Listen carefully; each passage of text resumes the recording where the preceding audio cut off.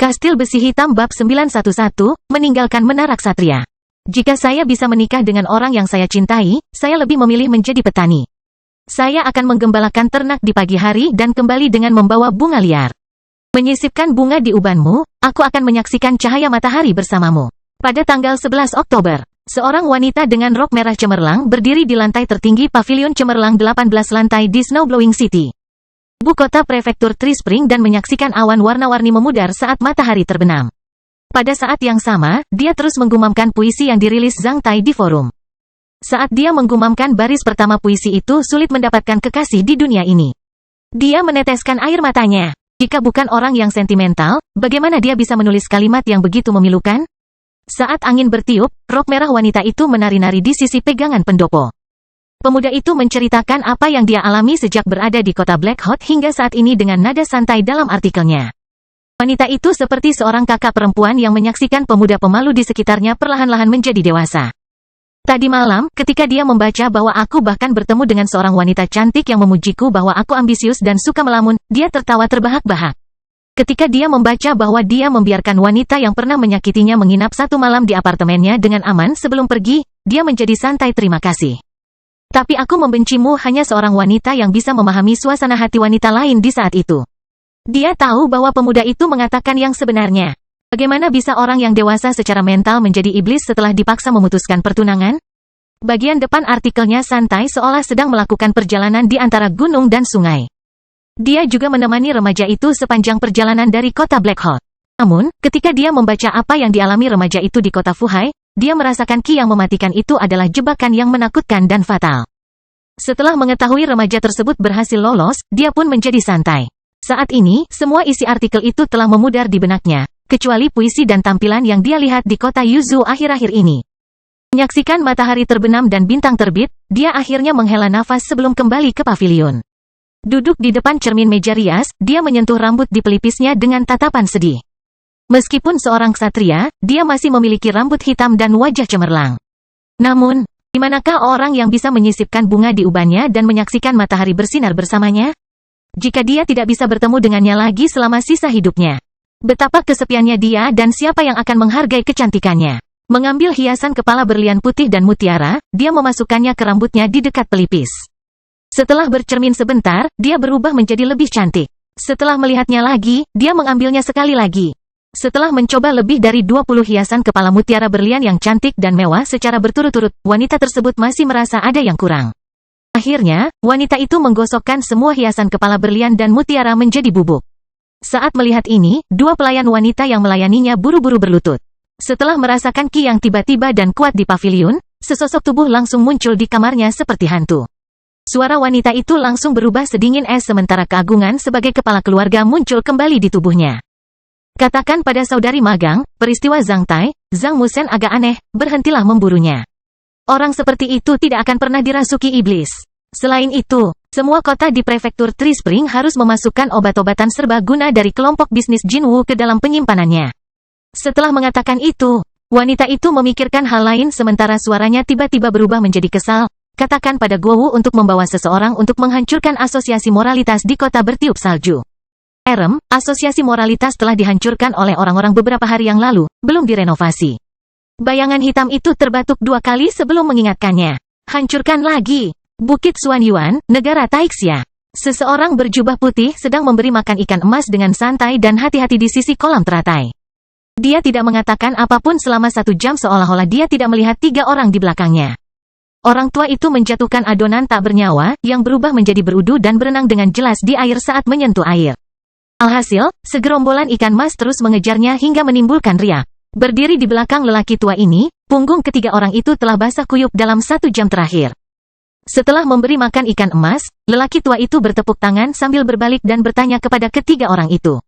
Sudahkah kamu memikirkannya dengan matang? Aku akan pergi ke provinsi Yingzhou untuk menyelidikinya. Pria yang paling banyak berkeringat menjawab dengan suara gemetar. Orang tua itu tidak kehilangan kesabarannya, namun, dia tampak lebih menakutkan daripada kehilangan kesabaran saat diam. Dia sudah lama tidak berdiam diri di depan mereka. Rumah partai Goblin terlalu besar. Kita harus membersihkannya. Seorang ksatria besi hitam dari istana Huaiyuan membuatku dikutuk secara universal, bahkan Bukit Xuanyuan pun terkejut. Apakah kamu ingin aku menjadi bahan tertawaan orang-orang? Orang tua itu menghela nafas. Ketiga orang itu mengeluarkan keringat dan terus gemetar. Kami tidak berani. Tuan Huaiyuan benar-benar memiliki pewaris yang baik. Sambil menggelengkan kepalanya, lelaki tua itu berbalik dan memasuki halaman kecil. Istana kuil keluarga Fan, Prefektur Tianshui, Provinsi Yingzhou. Direktur Fan, yang baru berusia lebih dari 10 tahun setelah beberapa bulan, mengingat apa yang dilihatnya malam itu di depan para tetua klan. Saat aku melihat Zhang Tai, meskipun dia memang memperkosa putriku dengan pakaian, para tetua Fan bertukar pandang satu sama lain sebelum menghela nafas panjang secara bersamaan.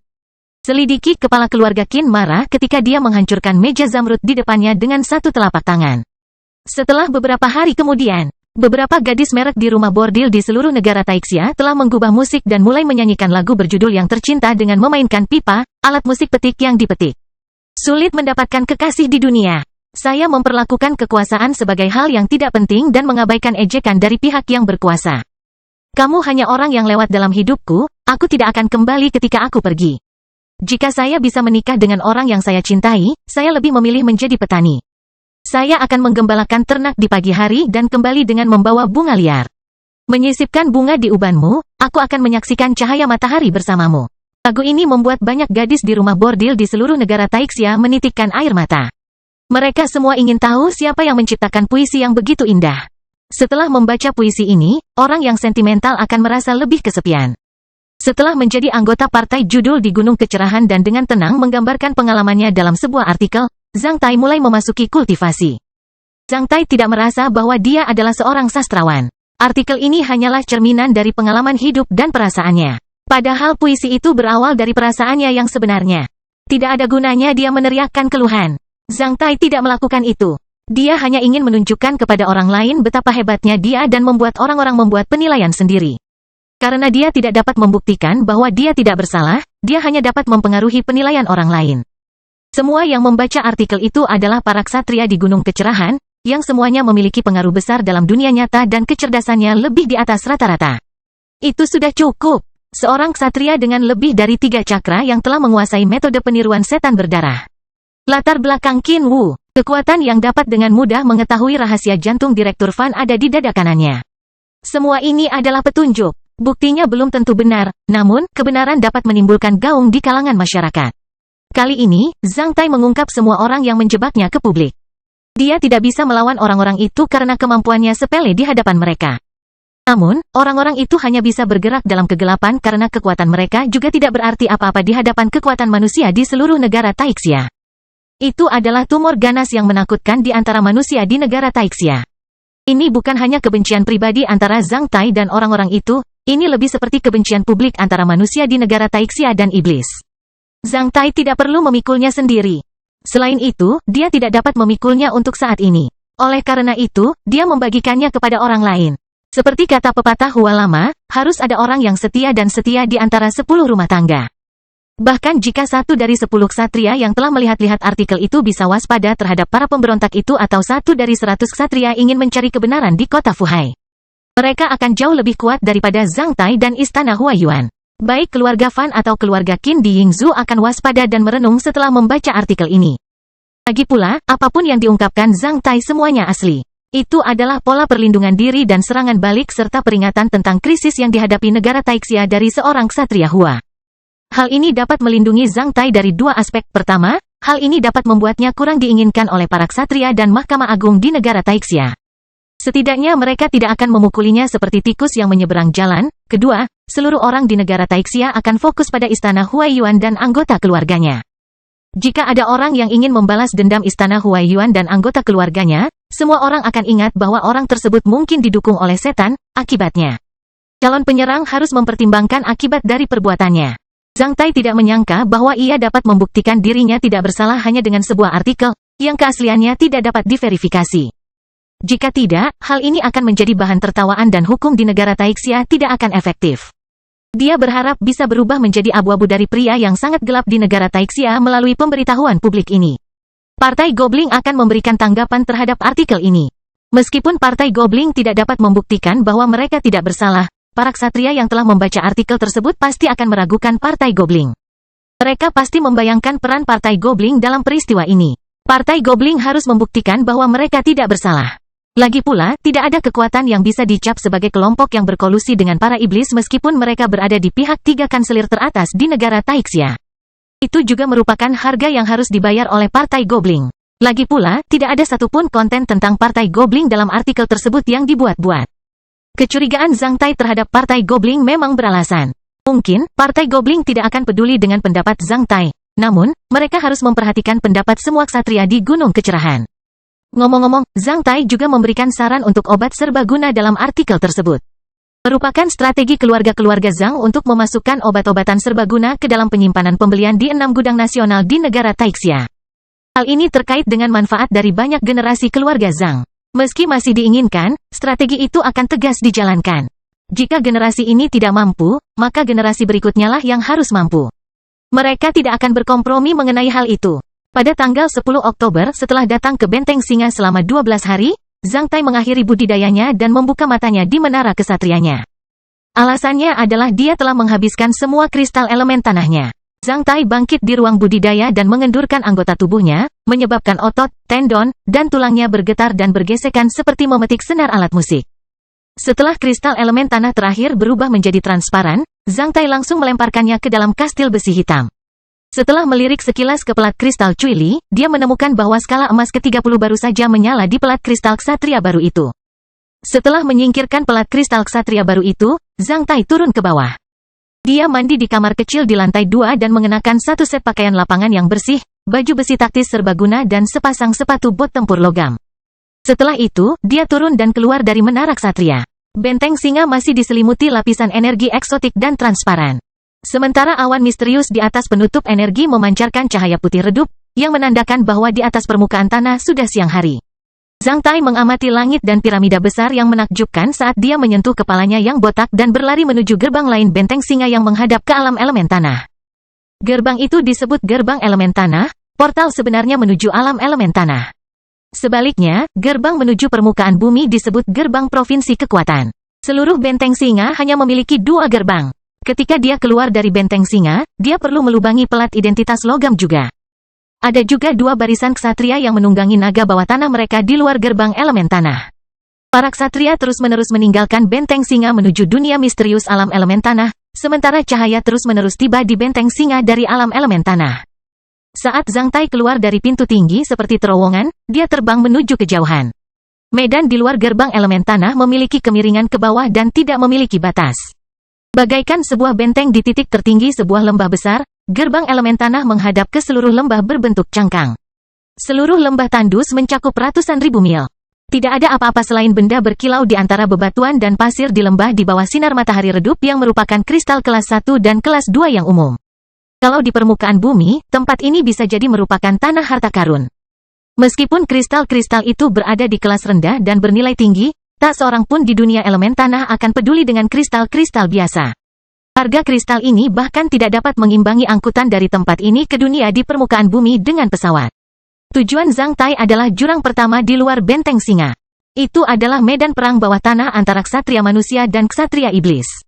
Kastil Besi Hitam Bab 912 Jurang Pertama. Jurang pertama di alam elemen tanah adalah medan pertempuran utama para ksatria manusia dan ksatria iblis. Setan terus-menerus keluar dari lubang bumi, jika mereka ingin sampai di daratan benua timur, mereka harus menerobos Benteng Singa. Sedangkan di negara Taixia, Perang Suci memiliki 2 garis pertempuran yang berlangsung pada waktu yang bersamaan. Salah satunya berada di jurang pertama di alam elemen tanah, yang lainnya berada di benua dan anak benua lain tempat pasukan iblis terus-menerus keluar dari permukaan bumi dari dunia bawah tanah. Sedangkan untuk iblis, Perang Suci ini juga memiliki 2 garis pertempuran. Serangan iblis di permukaan bumi dapat dianggap sebagai pengepungan terhadap Taixia dan benua timur. Sedangkan serangan mereka di alam elemen tanah dapat dianggap sebagai upaya untuk meruntuhkan negara Taixia dari dalam. Kedua garis pertempuran itu sama-sama sengit, yang dapat dinilai dari semakin meningkatnya perlakuan yang dapat diberikan oleh anak benua yang kacau dan Benteng Singa tersebut kepada para ksatria garnisun. Dibandingkan dengan garis pertempuran di permukaan tanah, garis bawah tanah lebih ganas dan brutal. Mereka yang bisa melawan iblis di jurang pertama setidaknya adalah ksatria manusia, roh pertempuran manusia terlalu lemah di sana. Jika permukaan bumi didominasi oleh manusia, maka dunia bawah tanah didominasi oleh setan. Jurang pertama sangat besar sehingga tidak ada yang bisa mengetahui batasnya. Secara umum, kata besar mengacu pada wilayah, Namun, jurang pertama bagaikan sumur dalam di alam elemen tanah.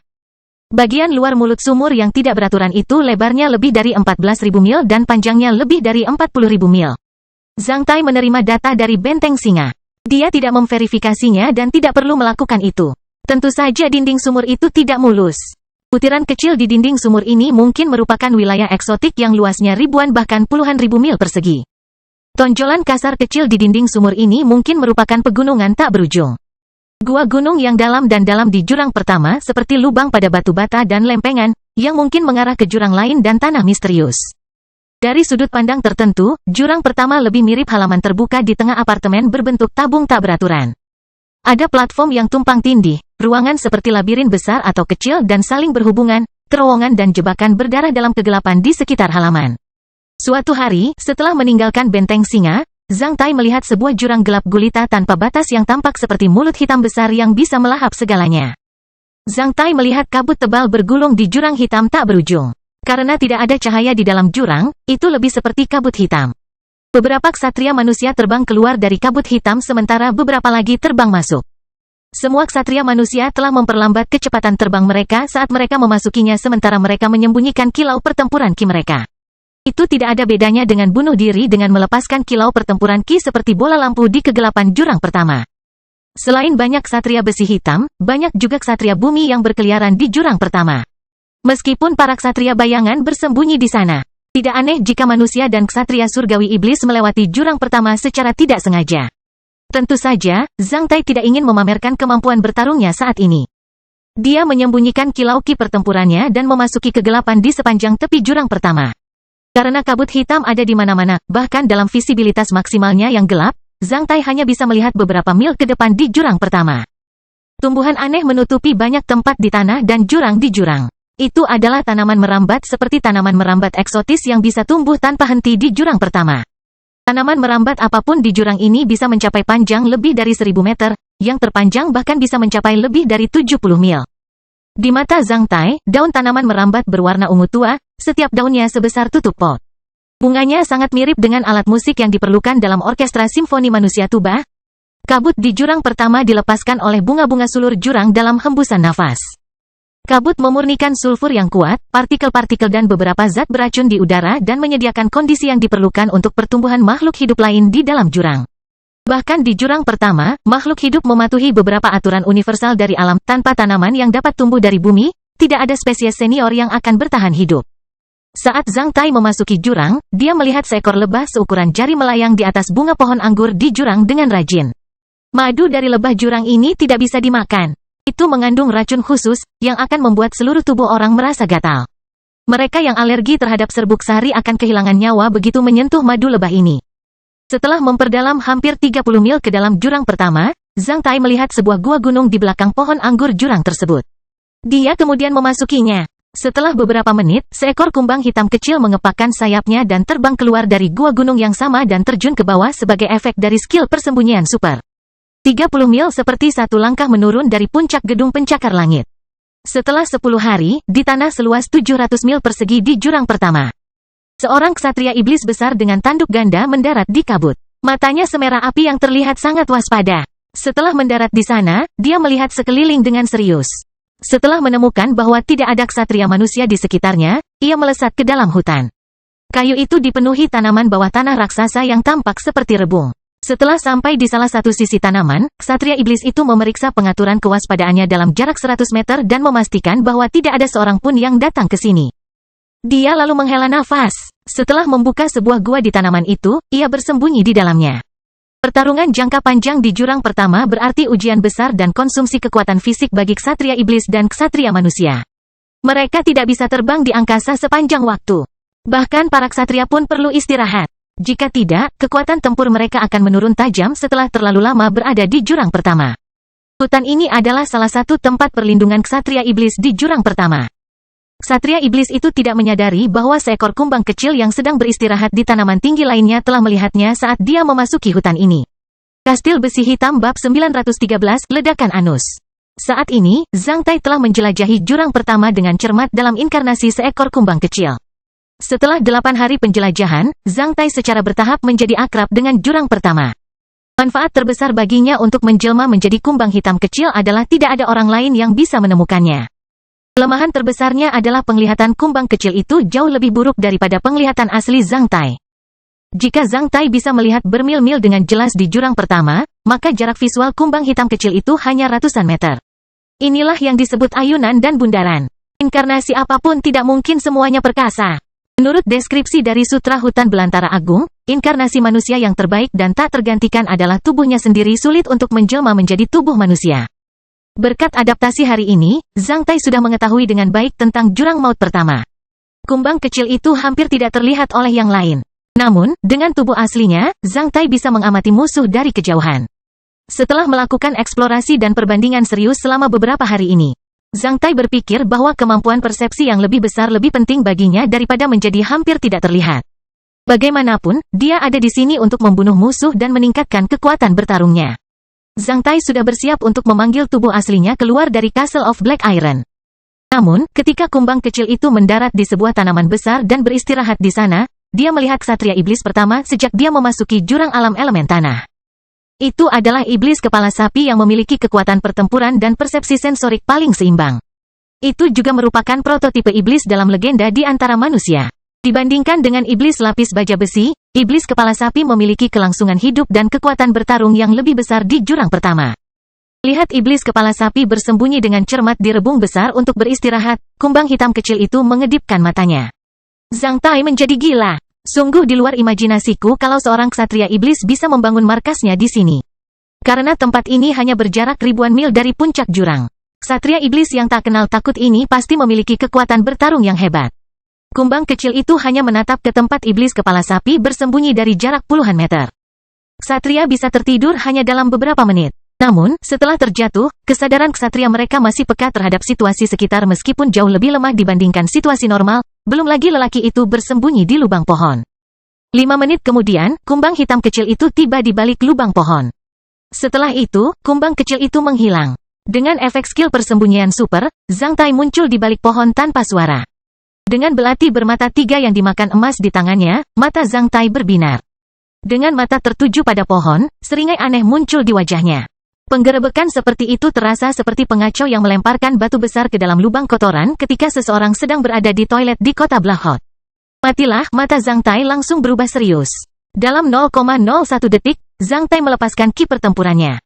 Pada saat yang sama, dia dengan paksa menusukkan belati bermata 3 yang telah dimakan emasnya ke pohon dengan tangan kanannya dan meluncurkan telapak tangan telapak naga api matahari besar yang memilukan dengan tangan kirinya ke arah pohon. Ketika serangan Zhang Tai menyentuh pohon itu, ksatria iblis yang sedang beristirahat di dalam telah terbangun. Namun, karena jaraknya yang begitu dekat, meski dia sudah menyadari apa yang terjadi, dia tidak punya kesempatan untuk memberikan respon lagi. Sedangkan bagi seorang ksatria, pohon besar seperti rebung itu seminggu seperti seikat kapas. Zhang Tai menusuknya dengan belati bermata 3 yang telah dimakan emas seperti memecahkan selembar kertas. Belati itu langsung menembus tanaman dan memasuki tubuh ksatria iblis kepala sapi.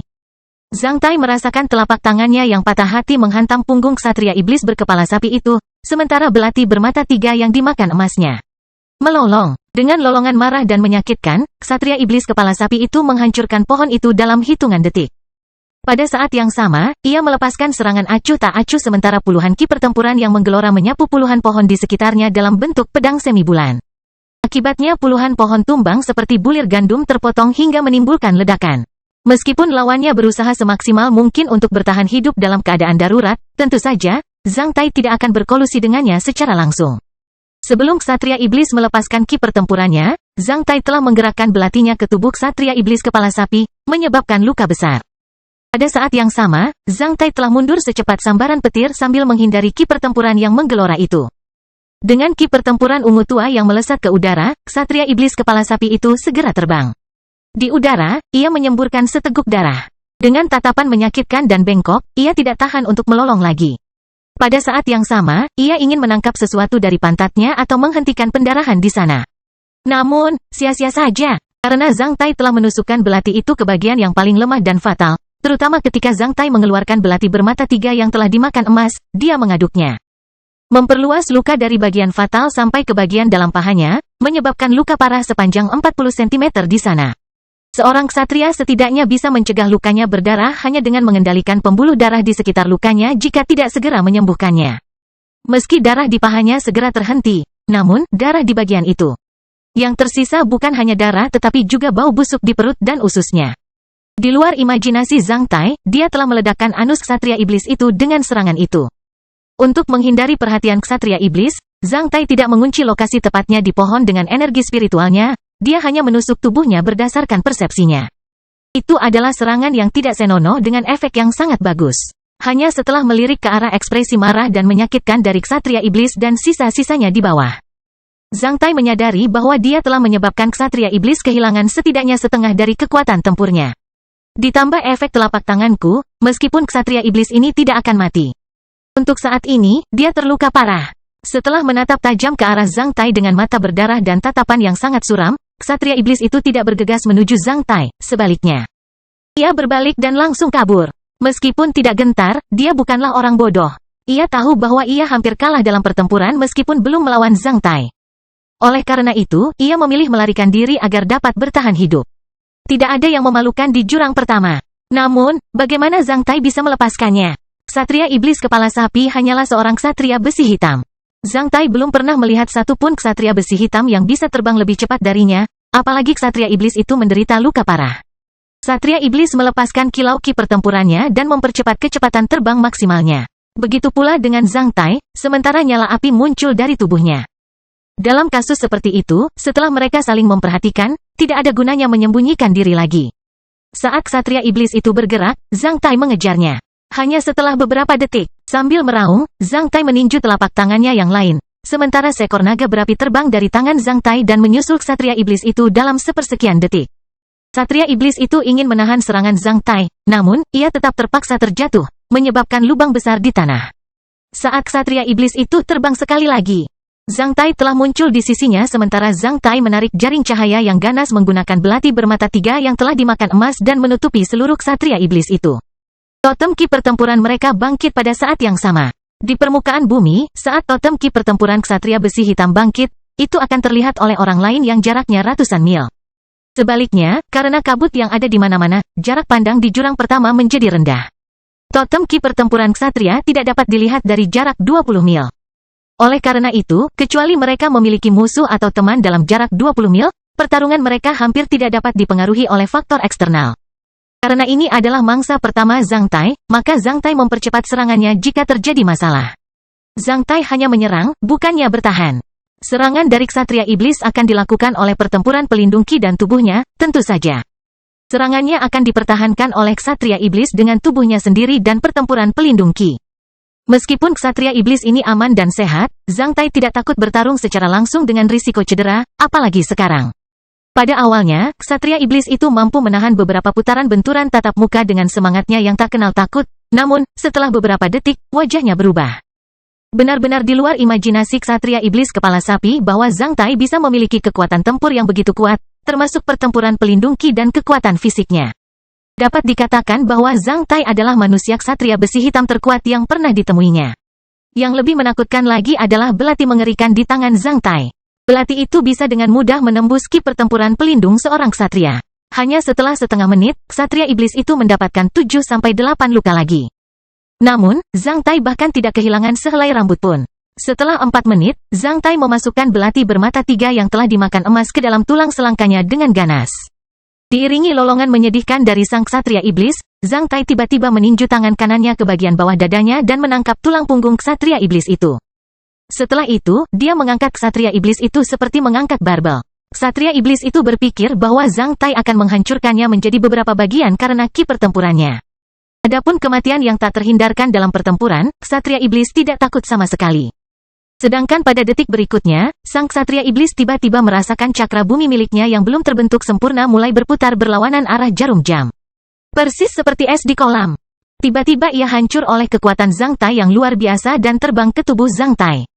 Ksatria iblis itu hanya menatap Zhang Tai dengan tatapan menakutkan sementara ia perlahan-lahan kehilangan kekuatannya untuk berjuang. 1 menit kemudian, Zhang Tai tiba-tiba meningkatkan ki pertempurannya dan menghancurkan tubuhnya menjadi kabut berdarah. Di saat yang sama, 2 sosok manusia jatuh di kejauhan secepat sambaran petir.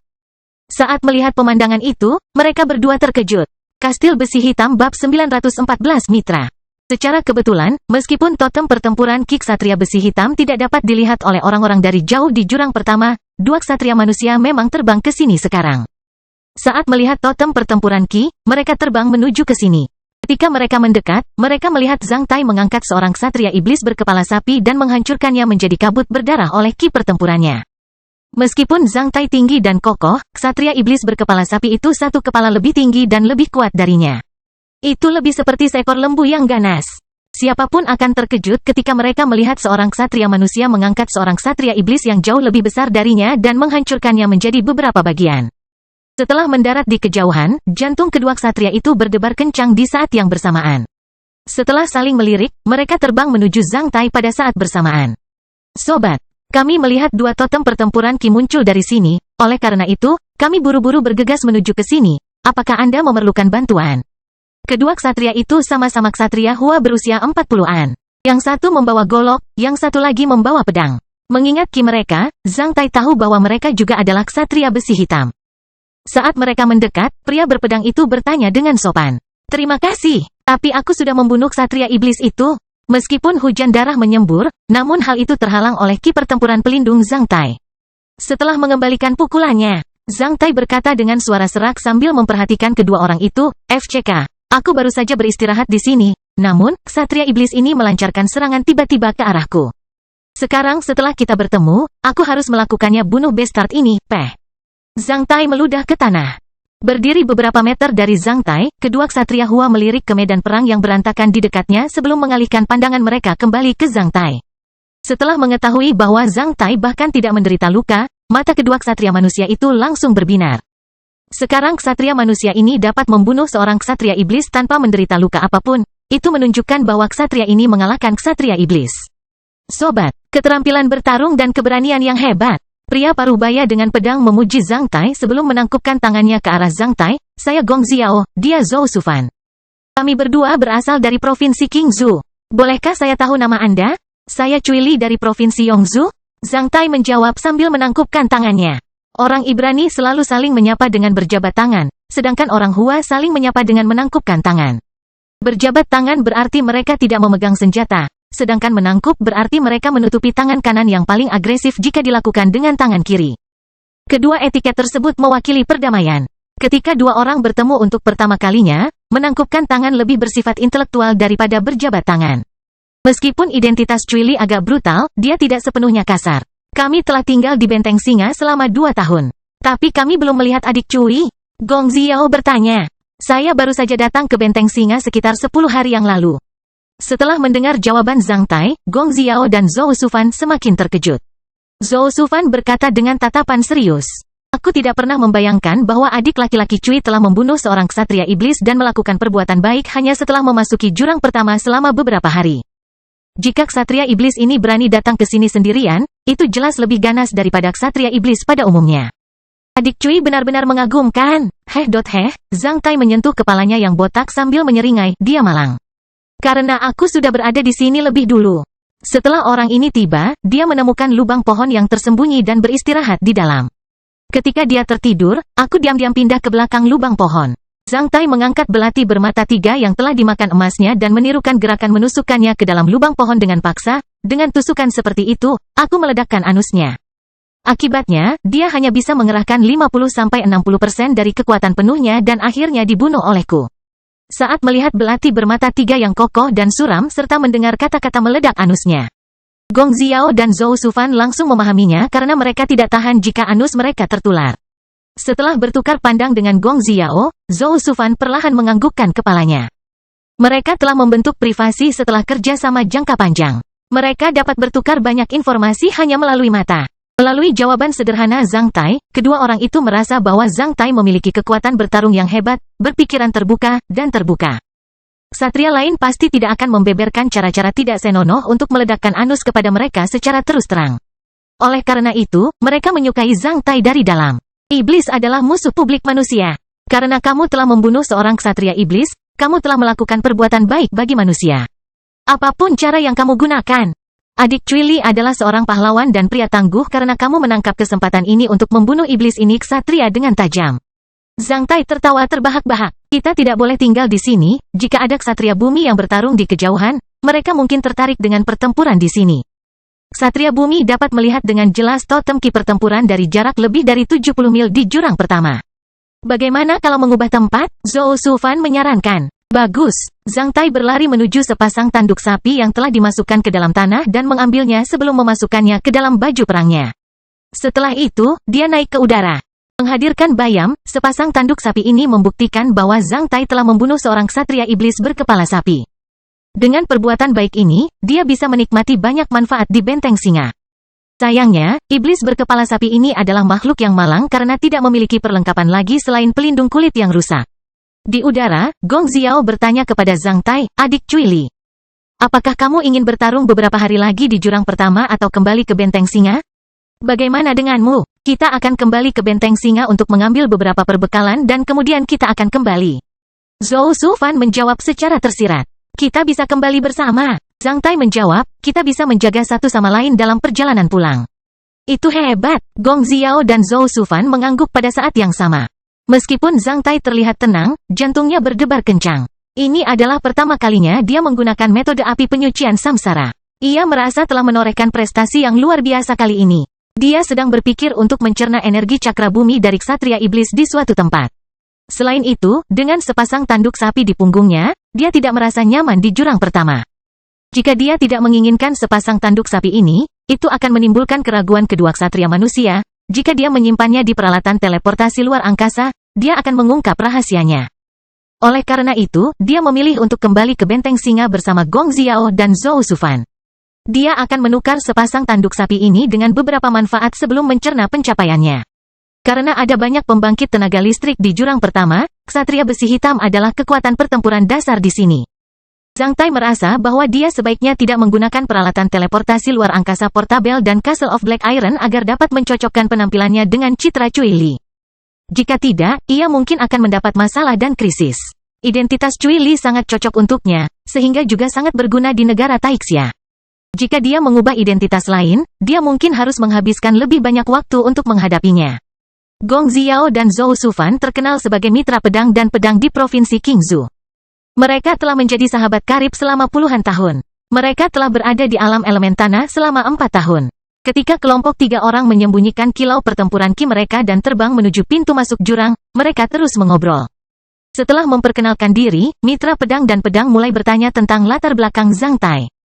Tentu saja, Zhang Tai memberitahu mereka tentang latar belakang Cui Li. Saya tinggal di keluarga kaya di kota Liuying di kaki Gunung Coiling Dragon, Prefektur Luye, Provinsi Yongzhou. Saya telah terobsesi dengan keterampilan bertarung sejak saya masih muda.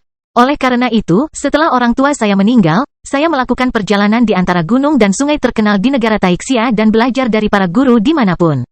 Belakangan, saya mengalami sesuatu yang istimewa di gunung terkenal dan akhirnya dipromosikan menjadi seorang ksatria. Saya baru saja kembali ke rumah beberapa hari yang lalu dan mengakhiri beberapa urusan sekuler di rumah. Sebelum gerbang peringatan saya yang kuat dibangun di kampung halaman saya telah datang ke alam elemen tanah dan bersiap untuk melawan iblis agar dapat memenuhi apa yang telah saya pelajari dalam beberapa tahun terakhir. Adik Cui, apakah kamu berpikir untuk melakukan perbuatan baik bagi negara? Zhou Shufan bertanya. Aku belum memikirkannya. Apapun yang terjadi, aku tidak bisa menyia-nyiakan kemampuan bertarungku, terutama dalam perang suci. Saat para iblis berpikir untuk menghancurkan Taixia, aku harus melakukan sesuatu sebagai orang yang tangguh. Aku tidak memikirkan hal itu. Peduli perbuatan baik apa yang akan saya lakukan, tidak peduli apapun, saya tidak tahan menjadi seorang ksatria yang hanya memikirkan tentang kultivasi di dalam ruangan setiap hari. Tanpa gaji, tanpa kekuasaan, tanpa wanita, tanpa martabat. Membosankan. Jika di masa damai, itu akan menjadi hal yang buruk.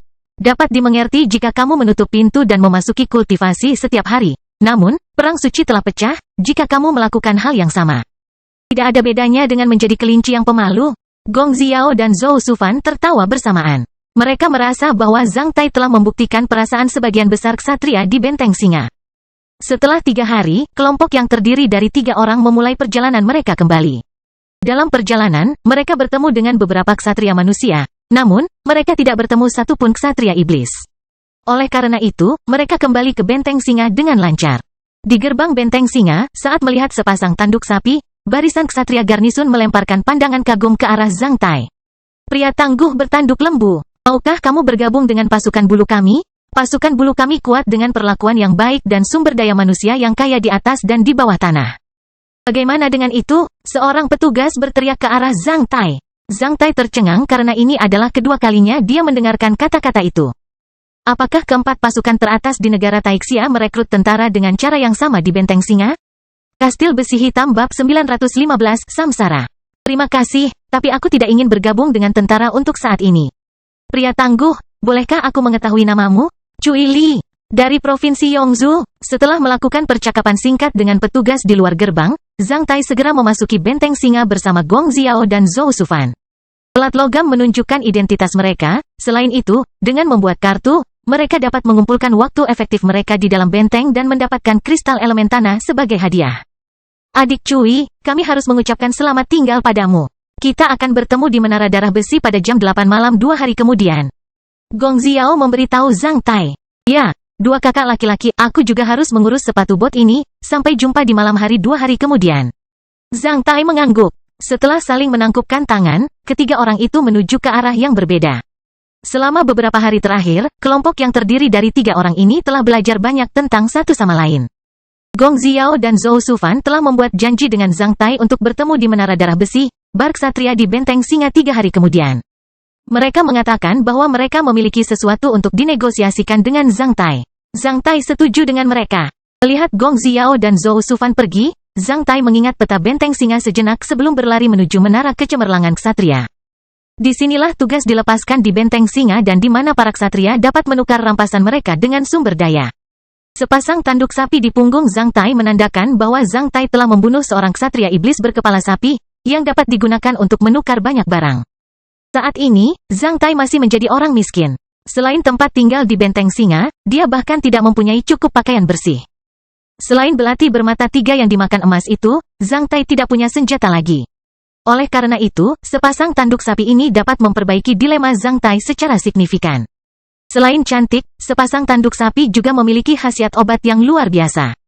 Melalui kerja para apoteker, sepasang tanduk sapi ini dapat menghilangkan panas, mendinginkan darah, menghentikan kejang, mendetoksifikasi, dan mengumpulkan ki. Itu adalah bahan obat penenang yang paling berharga dan utama bagi para pejuang di bawah ksatria ketika mereka dirasuki iblis. Obat penenang adalah obat yang sangat berharga dan sangat berharga. Rata-rata 3 pil obat penenang mungkin bisa menyelamatkan satu pejuang manusia dari kerasukan setan. Namun, bahan utamanya berasal dari ksatria iblis kepala sapi di alam elemen tanah. Cangkir atau ketel yang terbuat dari tanduk sapi juga mahal karena dapat mendetoksifikasi dan meredakan mabuk. Setan dan manusia saling memakan.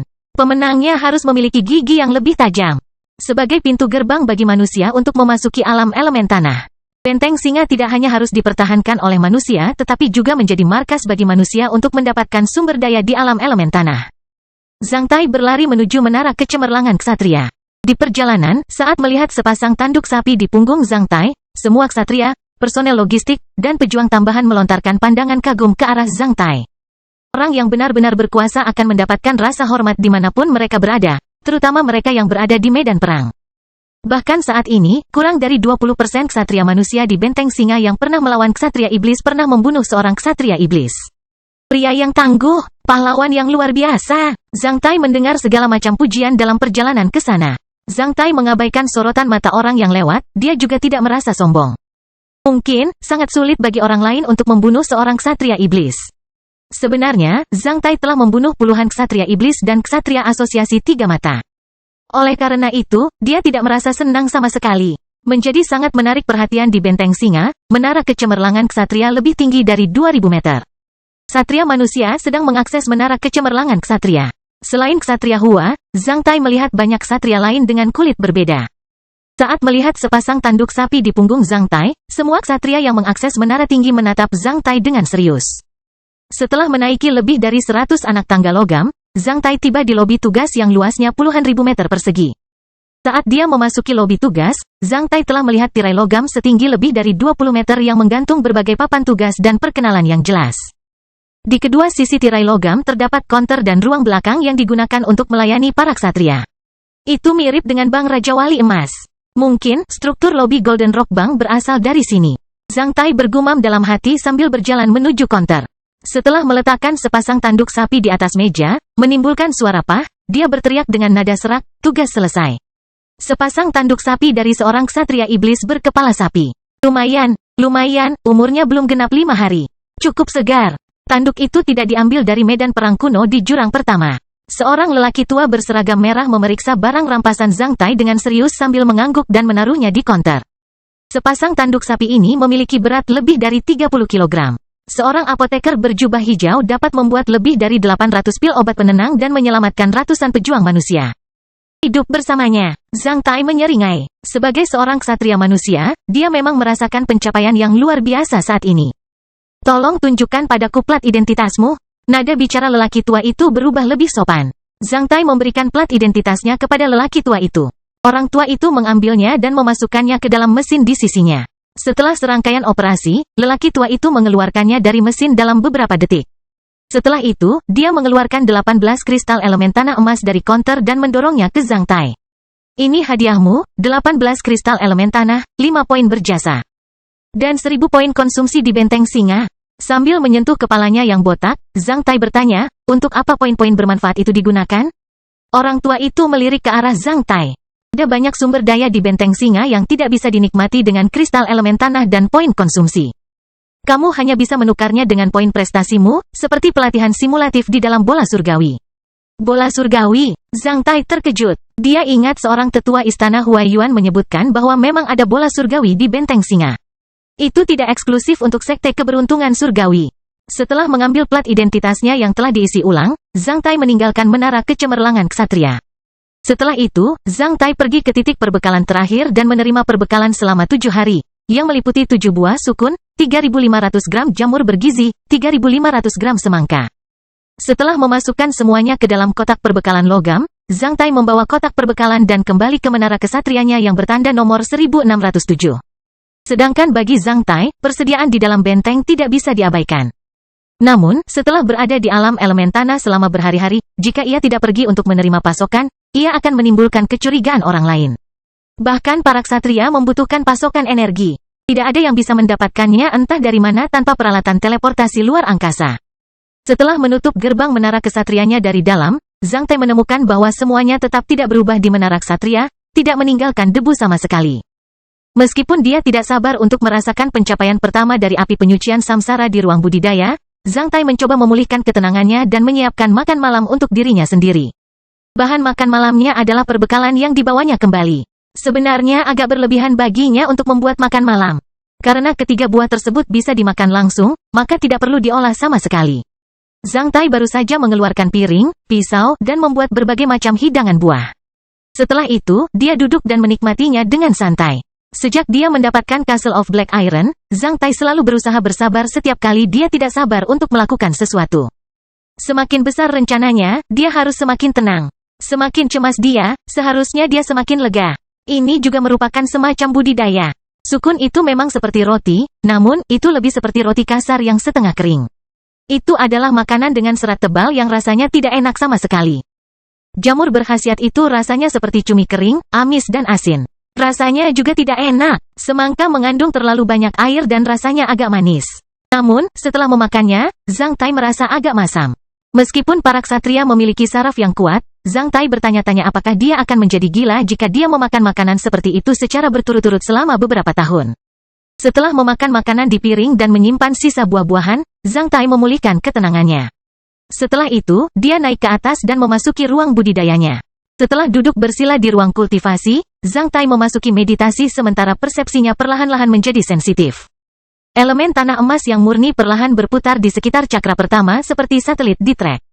Zhang Tai menjalankan energi spiritualnya sementara elemen tanah murni itu langsung memasuki cakra pertama. Setelah dibumikan oleh cakra pertama, mereka menuangkan ke dalam pola geometris yang misterius, kompleks dan besar di cakra bumi, menerangi pola geometris itu satu demi satu. Efisiensi metode ini puluhan kali lebih tinggi dibandingkan jika Zhang Tai langsung menyerap elemen tanah. Zhang Tai secara langsung menghubungkan pipa pasokan air utama ke rumahnya sendiri. Ketika Zhang Tai diam-diam sedang memperbaiki dan menyerap esensi cakra ksatria iblis, skala naga ke-31 di pelat kristal naganya menyala setelah 1 jam.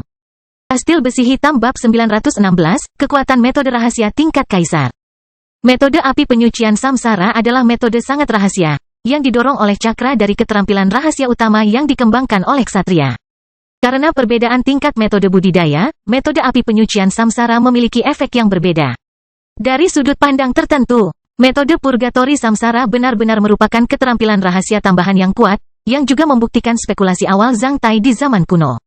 Manusia memiliki berbagai peralatan dan metode tambahan untuk mempercepat pembentukan cakra mereka. Karena metode rahasia bagi petarung untuk berpromosi menjadi ksatria diklasifikasikan menjadi 7 level, efek metode api penyucian samsara juga diklasifikasikan menjadi 7 level. Ada 50 hukum universal, 49 diantaranya merupakan turunan, satu lagi cocok untuk manusia.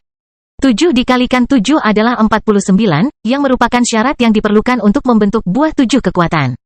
Meskipun demikian, basis api penyucian samsara adalah 7. Tampaknya ada hubungan misterius antara api penyucian samsara dan 7 buah kekuatan. Mereka mungkin mengikuti hukum universal.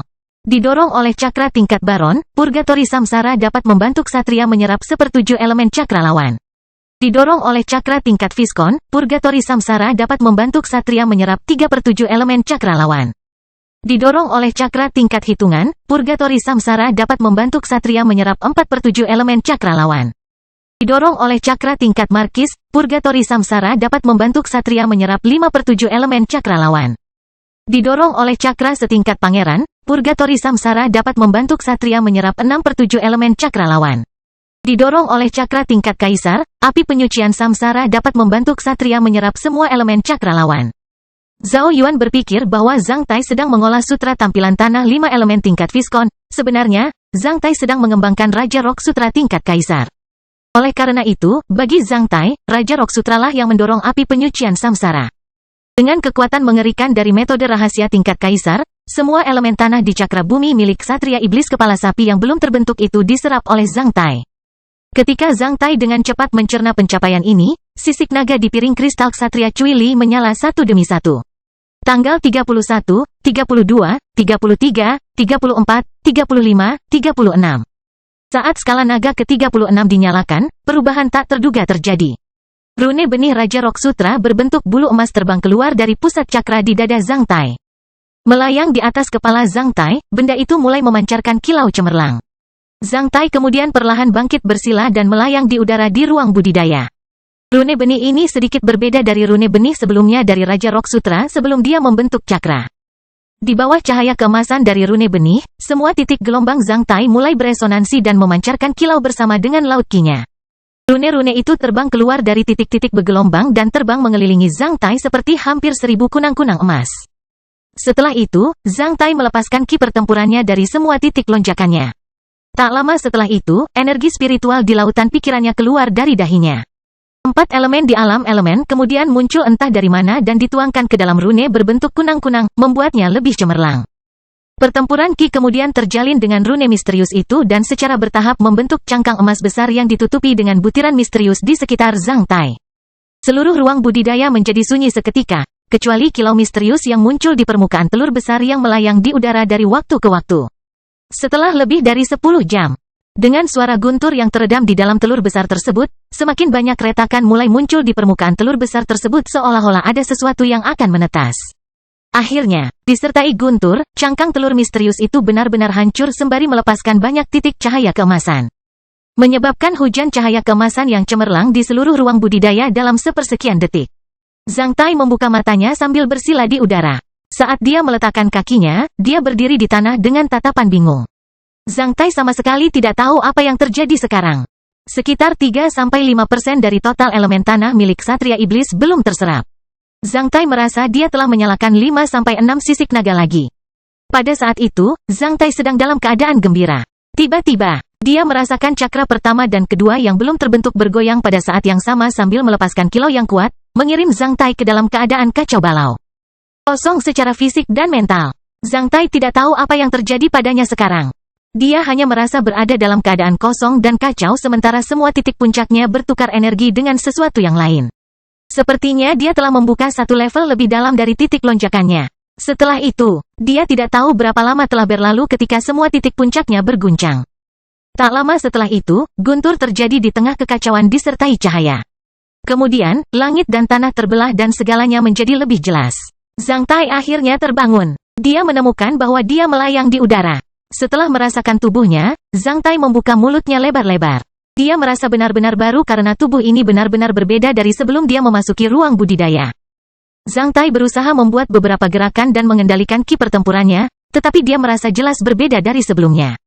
Dia bisa merasakan peningkatan keseluruhan sebesar 10% dalam kapasitas dan kekuatan pertempuran ki, kekuatan fisik, kecepatan reaksi, kemampuan bertahan dan anti-serangan. Bahkan energi spiritual yang melonjak di lautan pikirannya. Itu berarti kekuatan bertarungnya telah meningkat sebesar 10%, yang merupakan tahapan dan kemajuan baru bagi seorang ksatria. Terutama bagian tambahan dari energi spiritual bahkan jauh lebih banyak daripada total energi spiritual seorang ksatria besi hitam pada umumnya. Setelah berjalan-jalan bebas di ruang budidaya, Zhang Tai merasa sangat ringan hingga hampir melayang di udara. Mengapa? Zhang Tai terkejut sekaligus bingung.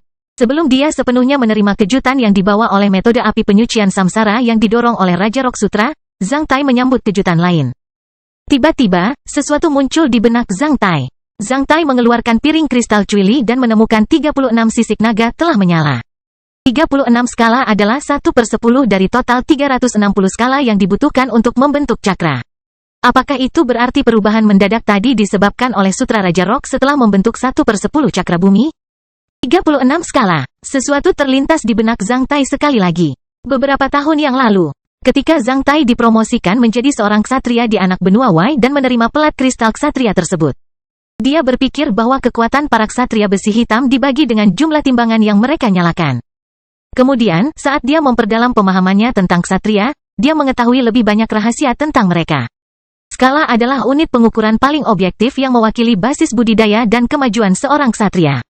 Namun, di dunia ksatria, khususnya di negara Taixia, pusat dunia manusia, setiap level ksatria dibagi lagi menjadi beberapa tingkatan. Terlalu umum untuk menganggap skala 360 sebagai sebuah dunia.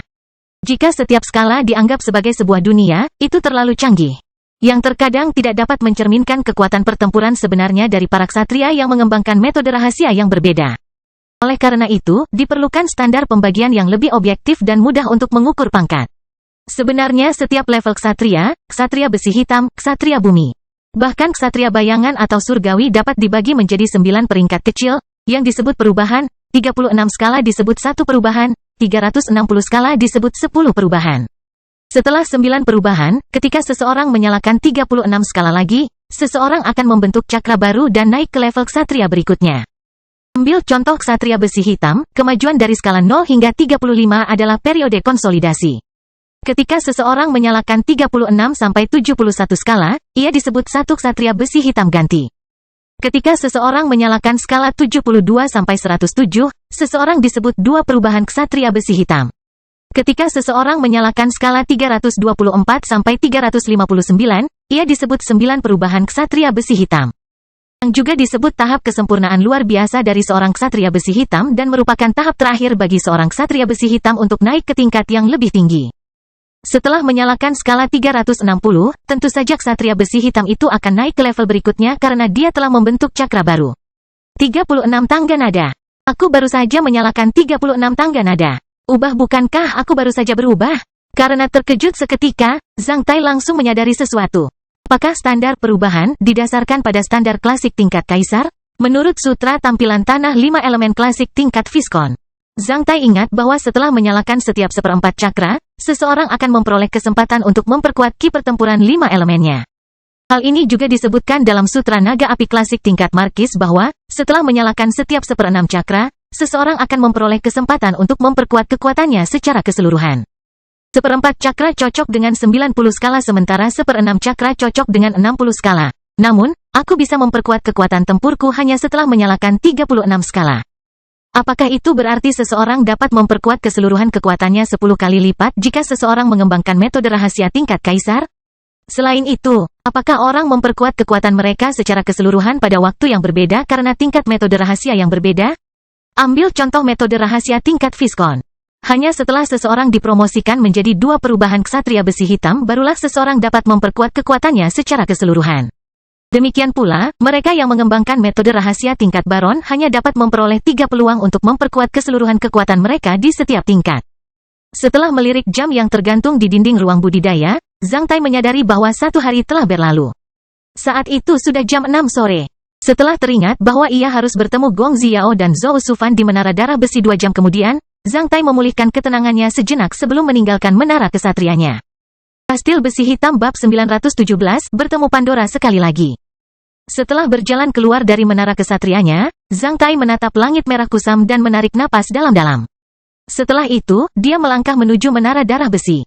Langit di alam elemen tanah mengingatkan Zhang Tai pada Kastil Besi Hitam. Di alam elemen tanah, keadaan juga akan berubah menjadi gelap pada malam hari, sedangkan awan aneh di langit menyebabkan jarak pandang yang rendah seperti itu pada malam hari di permukaan bumi. Di permukaan bumi, pada malam hari, terkadang bulan bersinar terang dan jumlah bintang sedikit ketika jarak pandang sangat tinggi, terkadang, bulan-bulan tertutup awan hitam saat keadaan gelap gulita. Di dunia bawah tanah, awan-awan eksotis di langit alam elemen bumi tampaknya juga mencerminkan iklim di permukaan bumi. Selain siang dan malam, alam unsur bumi juga mengalami pertukaran atmosfer dengan permukaan bumi sehingga menyebabkan terjadinya 4 musim dan iklim yang berbeda-beda. Setelah Zhang Tai meninggalkan Menara Ksatria selama kurang dari setengah jam, langit di luar benteng singa telah berubah menjadi gelap. Bang! Suara keras terdengar dari langit. Zhang Tai mendongak dan melihat kilatan petir emas yang melintas di atas piramida besar di tengah-tengah benteng singa. Dalam sepersekian detik, hujan mulai turun dengan deras.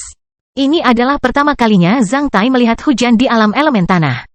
Sungguh menakjubkan melihat hujan turun di alam elemen tanah. Karena adanya penutup energi transparan, semua tetesan air hujan akan terlepas dari penutup energi, menyebabkan lapisan riak eksotis di kubah benteng singa. Rasanya seperti menikmati hujan deras di ruang makan di lantai paling atas gedung pencakar langit berkubah kaca. Tetesan air hujan deras meluncur dari kubah kaca, namun, ruang makannya kering. Duduk di ruang makan seperti itu, mendengarkan penampilan merdu biola dan piano, menghirup wangi bunga mawar, dan menikmati makan malam diterangi cahaya lilin dengan keindahan bobtail. Betapa romantisnya itu. Namun, Zhang Tai berada di benteng singa, dan itu tidak ada hubungannya dengan percintaan. Meskipun tidak ada mawar di sini, ada banyak setan yang mengerikan. Keindahan di sini adalah sumber daya yang langka. Itu tergantung apakah Anda bisa makan malam dengan cantik. Benteng itu dipenuhi dengan lampu fluorid abadi kelas atas. Zhang Tai mengira hanya sedikit tempat lilin yang bisa ditemukan di sini. Selain itu, terdapat sungai magma dengan bau belerang yang merangsang tidak jauh dari benteng. Tidak ada pesta di sini. Semua sumber daya di permukaan bumi relatif langka di sini. Sukun, jamur bergizi, dan semangka pasti menjadi ujian yang bagus untuk selera Anda. Zhang Tai tidak tahu apakah kecantikannya akan terasa romantis saat memakan sukun, jamur bergizi, dan semangka. Tidak peduli apa, Zhang Tai tidak merasa perlu memakan buah-buahan itu. Dengan mengonsumsi buah-buahan tersebut, Anda tidak akan mati kelaparan dan dapat menjaga kekuatan fisik untuk beraktivitas, namun, selera Anda akan sangat terganggu. Karena ada banyak makanan lezat di Kastil Besi Hitam, Zhang Tai tidak perlu menanggung kesulitan di Menara Kesatrianya. Di malam hari, Zhang Tai menemukan lebih sedikit orang yang lewat di jalanan benteng singa. Selain para ksatria, banyak personel logistik dan pejuang tambahan di benteng sudah mulai bersantai. Hanya beberapa orang yang bertugas. Baik manusia maupun setan harus mematuhi aturan universal keseimbangan yin dan yang. Matahari akan terbit dan terbenam, lautan akan mengalami pasang surut, tanaman mengalami pasang surut. Sebagai makhluk hidup, bagaimana manusia dan iblis bisa menjadi kuat sepanjang waktu seperti meminum puluhan kek Viagra? Pada saat ini, mungkin, beberapa ksatria manusia masih berkeliaran dan melawan iblis di luar benteng singa dan jurang maut pertama sementara beberapa yang lain masih berkultivasi di menara ksatria mereka sendiri, namun sudah waktunya bagi sebagian besar ksatria manusia untuk bersantai setelah seharian sibuk bekerja. Ada banyak bar di kedua sisi jalan di benteng singa. Karena tempat ini kekurangan sumber daya di permukaan bumi, banyak orang di benteng singa memilih untuk bersantai di bar, di mana mereka dapat menikmati musik dan tawa. Di malam hari, Zhang Tai merasakan benteng singa menjadi lebih seperti pasar. Berjalan di jalanan dan merasakan qi yang menenangkan, Zhang Tai, yang gelisah sejak dia mulai melarikan diri, perlahan-lahan memulihkan ketenangannya. Sebagai orang yang besar di kota kecil, qi ini membuatnya nyaman seperti mandi angin musim semi dan rintik hujan. Semburan tawa dari bar pinggir jalan membuatnya merasa aman dan ramah. Tidak semua ksatria menyukai suasana ini. Oleh karena itu, jeruji di benteng singa semuanya jauh dari menara ksatria. Namun, Zhang Tai merasa sebebas ikan di air dalam suasana seperti itu. Dia tidak merasa bosan sama sekali. Secara umum, ada dua jenis bar di benteng singa. Pertama, khusus untuk orang-orang di kelas dan kalangan tertentu seperti personel logistik dan ksatria. Meski tidak ada ketentuan secara eksplisit, namun para pelanggan pada dasarnya tetap berpegang pada aturan permainan ini. Orang luar tidak akan memasuki bar yang khusus untuk sekelompok orang tertentu jika ingin menarik perhatian orang lain. Selain itu, tindakan tersebut tidak sopan. Kedua, mereka terbuka terhadap orang lain tanpa memandang identitas mereka. Mereka hanya minum-minum, mengobrol, membual, menyapa gadis-gadis, mengeksploitasi koneksi dan belajar dari orang lain. Menara darah besi termasuk dalam jenis batangan pertama. Hanya para ksatria yang makan di sana. Menara darah besi tingginya lebih dari 1000 meter, menjadikannya menonjol di antara menara ksatria lain yang rata-rata tingginya hanya sekitar 500 meter. Di bawah hujan lebat dan gemuruh guntur, Zhang Tai datang ke menara darah besi tepat waktu. Dibandingkan dengan gerbang menara tinggi lainnya yang berlebihan, gerbang menara darah besi jauh lebih kecil. Saat melihat gerbangnya, Zhang Tai tahu bahwa itu adalah tempat pribadi. Jika Zhang Tai sedikit lebih tinggi, dia harus membungkuk. Setelah memasuki gerbang, Zhang Tai sampai di ruang depan. Setelah melewati ruang depan, Zhang Tai memasuki terowongan logam, yang kedua sisinya diukir dengan berbagai relief kasar. Ada lampu fluorid biru di terowongan, menciptakan suasana yang cukup bagus. Zhang Tai bisa mendengar alunan piano yang merdu di terowongan dari bar. Ornamen di bawah lantai kristal terowongan adalah kristal elemen tanah. Terowongan ini cukup mewah bahkan untuk para ksatria. Saat dia keluar dari terowongan logam, pandangan Zhang Tai telah diperluas. Dia melihat seorang wanita, yang rambut hitamnya menutupi bahunya, memainkan nada piano yang merdu di bangku musik. Saat melihat wanita itu, Zhang Tai merasa tersengat listrik, dia hampir lupa cara berjalan. Wanita itu mengangkat kepalanya dan melirik Zhang Tai. Sepasang mata itu seperti batu permata hitam. Betapa akrab dan tak terlupakannya mereka. Terlambat di malam hujan lebat di terminal bus umum di kota Black Hawk. Gadis itu mengawasinya sementara wajahnya dipenuhi air mata. Saat aku tumbuh secantik Nona Daina, jika kamu masih hidup, akankah aku menikahimu atas nama dia? Anak laki-laki itu menangis. Dalam sepersekian detik, Zhang Tai merasa ingin kembali ke masa lalu sementara kata-kata gadis itu terngiang-ngiang di telinganya. Setelah bertahun-tahun, gadis itu menjadi lebih cantik dari Nona Daina. Meskipun Pandora telah mengubah penampilannya, Zhang Tai masih bisa mengenalinya. Anak laki-laki itu juga telah mengubah penampilannya, namun, dia tidak pernah bisa dikenali oleh Pandora. Mengapa dia ada di sini? Dalam sepersekian detik, banyak keinginan terlintas di benak Zhang Tai. Adik Cui Li, ini. Gong Xiao berdiri dari kaset pada arah jam 9 pagi dan menggerakkan tangannya ke arah Zhang Tai. Zhang Tai tersenyum dan melambaikan tangannya ke arah Gong Xiao sebelum melangkah menuju Pandora. Pandora mengenakan longwet hitam. Oleh karena itu, Zhang Tai tidak tahu apakah dia sedang bekerja di sini atau sedang beristirahat. Namun, masing-masing identitas tersebut berada di luar imajinasi Zhang Tai. Tepat di bawah tatapan Gong Xiao dan Zhou Sufan, Zhang Tai berhenti di depan Pandora yang sedang memainkan lagu piano dan melirik ke tangan kanannya. Dia melihat cincin segel yang sangat hitam di jari keempat tangan kanannya yang cantik, montok, halus dan ramping. Adik, apakah kamu punya pacar? Zhang Tai memperhatikan Pandora dengan matanya yang berkilauan sambil bertanya padanya dengan suara serak. Dengan suara huala, sebelum Pandora menjawab, 8-9 ksatria bermunculan sambil menatap Zhang Tai dengan mata jahat. Sebagian besar dari 8-9 ksatria adalah ksatria Hua sedangkan 2 sisanya adalah ksatria Ibrani. Beraninya kamu bersikap kasar pada Nona Pandora? Apakah orang ini memperlakukan kita seperti kentut? Bersamaan dengan teguran keras tersebut, 2 ksatria Hua hanya menatap Zhang Tai dalam diam dengan ki pembunuh yang tajam. Pandora berhenti memainkan pianonya saat dia sedikit mengangkat kepalanya dan melirik ke arah Zhang Tai. Setelah itu, dia bertanya, siapa kamu? Cui Li, dari provinsi Yongzhou. Aku sudah punya pacar. Saat aku melihatmu, aku langsung jatuh cinta padamu. Sayangnya, aku selangkah lebih lambat. Zhang Tai mengangkat bahu sambil melirik Pandora lagi. Setelah itu, dia langsung berjalan menuju Gong Xiao dan Zhou Sufan. Lihat Zhang Tai pergi begitu cepat, para ksatria lain yang baru saja muncul duduk. Kastil Besi Hitam bab 918, orang asing yang dikenal. Kakak laki-laki, siapa wanita itu? Zhang Tai bertanya dengan lugas setelah mendekati Gong Xiao dan Zhou Sufan. Gong Xiao dan Zhou Sufan saling bertukar pandang.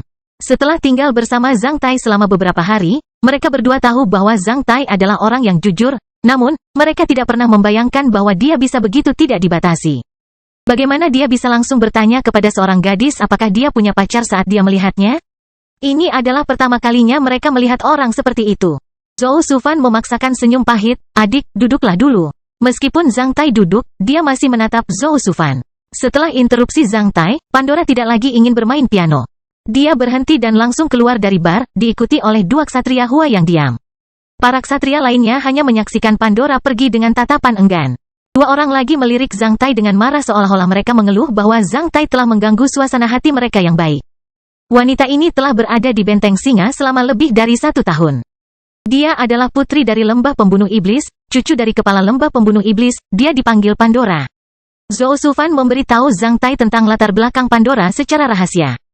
Setelah mendengar pesan ini, Zhang Tai membuka mulutnya lebar-lebar dengan ekspresi takjub. Putri Kekaisaran Anggrek Emas Suci, Putri Haiger 7 Sang Kaisar Aneh, cucu dari kepala lembah pembunuh iblis. Semua identitas ini membingungkan Zhang Tai. Dengan penampilan yang jelas dan asing, Pandora memiliki garis keturunan Ibrani, bagaimana dia bisa menjadi cucu dari kepala lembah pembunuh iblis? Ketika Zhang Tai memikirkannya, dia menanyakan pertanyaan ini secara rahasia. Kakak laki-laki Zhou, wanita ini memiliki garis keturunan asing, bagaimana dia bisa menjadi cucu dari kepala lembah pembunuh setan? Apakah kepala lembah pembunuh setan juga memiliki garis keturunan asing? Bagaimana mungkin seorang pemimpin dari salah satu dari 7 sekte teratas di negara Taixia memiliki garis keturunan asing? Diceritakan bahwa Pandora adalah putri dari putri kecil Wu Dingtian, kepala lembah pembunuh iblis dan seorang kaisar dari anak benua yang melintasi Taixia negara bertahun-tahun yang lalu.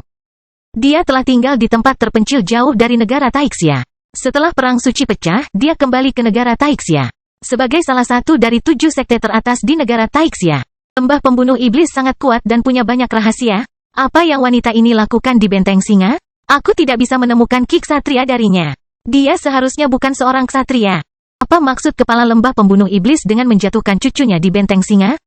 Adik, kali ini kamu salah. Gong Xiao menjawab Zhang Tai secara rahasia, Pandora sangat terkenal di Benteng Singa. Aku diberitahu bahwa dia telah membangkitkan 2 garis keturunan peringkat surgawi teratas, tubuh gelap dan kutukan nasib buruk. Dengan tubuh gelap, dia bisa benar-benar menyembunyikan ki-nya. Tidak peduli betapa kuatnya dia hanya terlihat seperti orang biasa. Sedangkan untuk kutukan nasib buruk, semua orang yang menentangnya akan berada dalam masalah besar. Kedua garis keturunan tersebut adalah garis keturunan teratas eksklusif klan Wu di negara Taixia. Dengan keterampilan pertarungan rahasia lembah pembunuh iblis, wanita ini telah membunuh lebih dari 5 ksatria iblis dalam 1 tahun terakhir. Setelah mendengar perkenalan Gong Xiao, Zhang Tai sangat terkejut. Dia tidak bisa tidak mengingat bagaimana Pandora disingkirkan oleh gadis-gadis lain di lembah serigala liar. Seperti yang dikatakan semua gadis lain bahwa mereka akan mendapat nasib buruk jika tinggal bersama Pandora, Pandora selalu kesepian di kastil serigala liar. Dia tidak punya teman sama sekali. Apakah ini disebabkan oleh kekuatan garis keturunannya? Setelah bertemu Pandora beberapa kali, saya juga mengalami beberapa bahaya. Pandora merasa sangat kasihan akan hal itu. Mungkin, Pandora sudah menyadari bahwa dia telah membangkitkan garis keturunan khusus pada saat itu. Oleh karena itu, dia menjadi semakin kesepian dan sensitif. Selain itu, Zhang Tai tahu bahwa banyak keluarga besar, bahkan keluarga biasa di negara Taixia melarang gadis Hua mereka menikah dengan orang asing, jika tidak, hal itu selalu dianggap sebagai penghinaan. Ketika dia ingat bahwa Pandora, sebagai putri kerajaan Anggrek Emas Suci, harus tinggal di kota Black Hot alih-alih kembali ke negara Taixia. Zhang Tai ragu bahwa ini mungkin karena ibunya adalah putri kepala lembah pembunuh iblis. Karena alasan yang tidak diketahui atau tekanan dari lembah pembunuhan iblis. Kaisar Haiger 7 yang bermimpi membangun pasukan mekanik yang kuat di zaman besi hitam harus membawa Pandora pergi dari istana kekaisaran dan menyembunyikannya di tempat rahasia. Zhang Tai teringat bahwa Pandora tidak pernah menyinggung tentang ibunya. Benar-benar di luar imajinasi Zhang Tai bahwa Pandora bisa menjadi seorang ksatria. Namun, mengingat sumber daya yang menakutkan dan latar belakang yang kuat dari 7 sekte teratas di negara Taixia dan fakta bahwa Pandora telah membangkitkan garis keturunan peringkat surgawi yang kuat. Tidak sulit bagi Wu Dingtian, kepala lembah pembunuh iblis untuk membantu Pandora mempromosikan menjadi seorang ksatria dalam beberapa tahun. Bahkan aku bisa berpromosi menjadi seorang ksatria. Belum lagi seorang putri dari salah satu dari 7 sekte teratas di negara Taixia, yang identitasnya jauh lebih mulia daripada putri kerajaan Anggrek Emas Suci. Selain itu, saya diberitahu bahwa 7 sekte teratas di negara Taixia memiliki menara waktu pribadi, yang merupakan sumber daya yang sangat langka. Tentu saja, mereka bisa menghasilkan ksatria dengan sangat cepat. Zhang Tai memikirkan banyak hal sekaligus. Namun, meskipun Zhang Tai tidak bisa mendapatkannya untuk saat ini, dia merasa sangat puas setelah mengetahui bahwa Pandora hidup cukup baik dengan latar belakang yang begitu kuat. Setelah bencana boneka iblis di berbagai benua dan menyaksikan ratusan juta orang meninggal secara mengenaskan, Zhang Tai hanya berharap Pandora dapat bertahan hidup untuk waktu yang sangat lama hingga saat ini. Oleh karena itu, setelah mengetahui bahwa Pandora masih hidup, Zhang Tai menjadi tenang. Melihat Pandora masih mengenakan cincin jari yang dia berikan padanya, Zhang Tai menjadi tenang dan sangat terharu. Namun, baik dia maupun Pandora tidak bisa berubah-ubah seperti sebelumnya. Karena dulunya masih muda dan sembrono, serta telah membuat sumpah pernikahan yang tidak dapat diubah dan selalu tergerak oleh satu sama lain. Zhang Tai bertanya-tanya betapa pentingnya dirinya di hati Pandora. Karena pertumbuhan, perubahan lingkungan, waktu dan ruang serta status, kepolosan mungkin perlahan-lahan memudar. Mengingat situasinya saat ini dicari oleh Mahkamah Agung di negara Taixia dan diburu oleh pejabat resmi dan kekuatan misterius negara Taixia pada saat yang sama. Zhang Tai merasa seperti menjadi bom seorang alkemis yang akan meledak kapan saja. Oleh karena itu, dia tidak berani memperlihatkan tampilan aslinya ke Pandora jika terjadi masalah dan bahaya yang tidak dapat diprediksi pada Pandora. Saat ini, dia hanya bisa menahan diri meskipun dia memiliki terlalu banyak kata untuk diucapkan. Penampilan Zhang Tai sebelumnya bukan karena kemauan atau dorongan hatinya. Itu adalah keputusan yang diambil Zhang Tai dalam sepersekian detik setelah mempertimbangkannya. Dengan permulaan ini, jika dia dekat dengan Pandora lagi, atau melindunginya atau memberikan tawaran yang baik padanya, itu akan dianggap sebagai perbuatan normal dari seorang pria yang ingin merayu Pandora. Zhang Tai mencintai Pandora. Seringkali, seseorang peduli dan mencintai orang lain dengan polanya sendiri. Sebagai putri lembah pembunuh iblis, Pandora dapat dengan mudah mendapatkan banyak pelamar di Benteng Singa karena kekuatan, latar belakang, bahkan penampilannya yang khas.